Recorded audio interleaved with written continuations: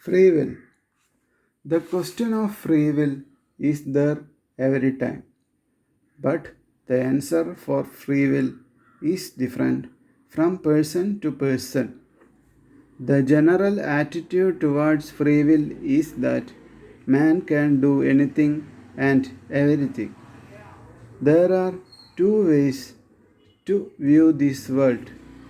First one is we can view other peoples in the world as something like ourselves.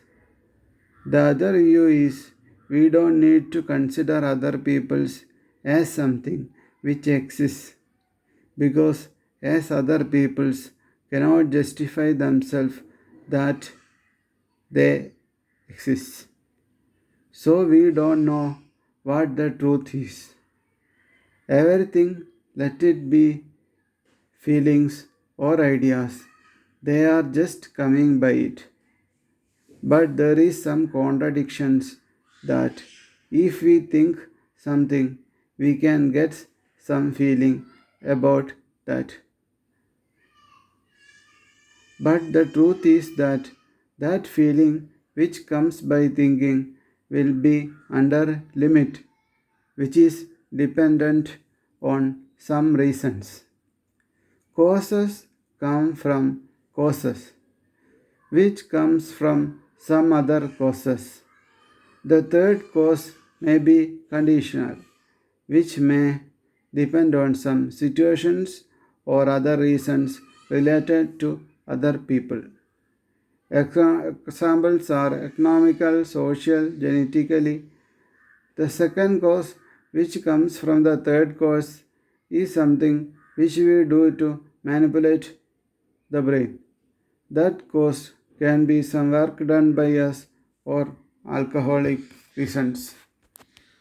For example, control of feelings. The first cause, which comes from the second cause, shows emotions, feelings, and mood of mind. This means that if we think and think to make feeling, there is limitation. That limitation is actually very high. If we have some idea like burglary and feeling associated with it, if that burglary should be stopped, there should be some other feelings which is coming naturally like fear.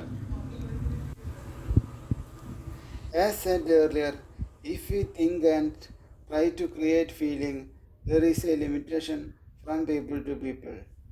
These two opposite feelings should fight and one of it may finally win. And if fear wins, burglary will not occur.